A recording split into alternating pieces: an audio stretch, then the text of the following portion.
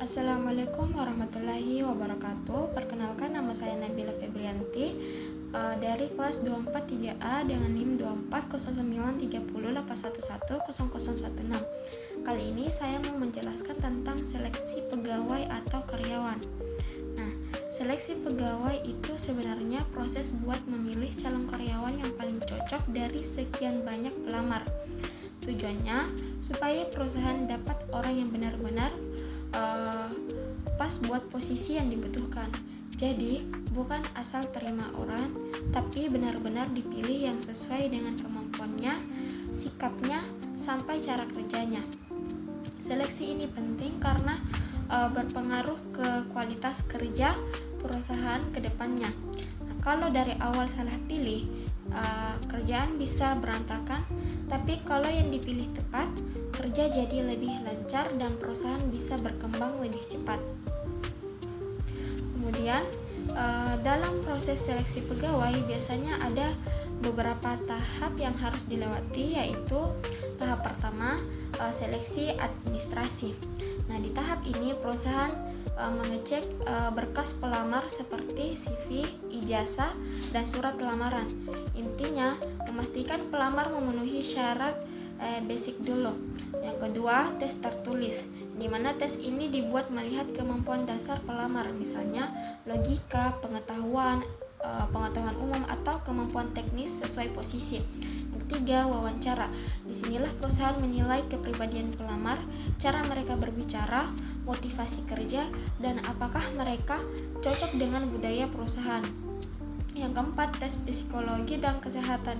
Nah, tes ini mengecek apakah calon karyawan siap secara mental dan fisik untuk menjalankan pekerjaannya. Yang kelima, keputusan akhir dari semua hasil tadi, perusahaan menentukan siapa yang paling memenuhi kriteria, lalu memberikan penawaran kerja. Selain tahap-tahap itu, proses seleksi juga dipengaruhi oleh beberapa hal yang penting. Yang pertama, perusahaan harus punya kriteria yang jelas buat posisi tersebut. Yang kedua, kondisi pasar tenaga kerja, kadang pelamar bagus banyak, kadang sedikit. Yang ketiga, kualitas metode seleksi. Nah, seperti apakah tesnya valid dan pewawancaranya objektif. Terakhir, budaya perusahaan juga harus dipertimbangkan supaya pelamar yang diterima bisa beradaptasi dengan baik. Nah, di dalam seleksi juga ada dua pendekatan. Pertama, pendekatan administratif yang dimana fokusnya ke dokumen, sedangkan pendekatan praktis lebih ke kemampuan nyata pelamar, misalnya lewat tes praktik atau wawancara langsung. Nah, profesionalisme orang yang menyeleksi juga penting. Kalau yang menyeleksi sudah terlatih, ya mereka bisa menilai calon karyawan secara objektif, tidak bias dan tidak asal suka atau tidak suka. Nah, mereka juga tahu pertanyaan apa yang harus diberikan dan bisa membaca karakter pelamar dengan baik.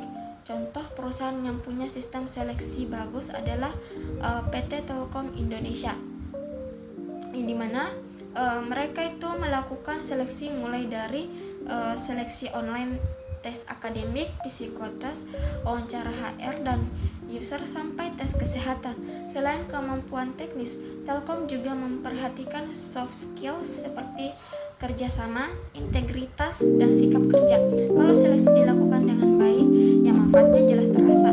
Perusahaan jadi lebih mudah jalan, kesalahan kerja bisa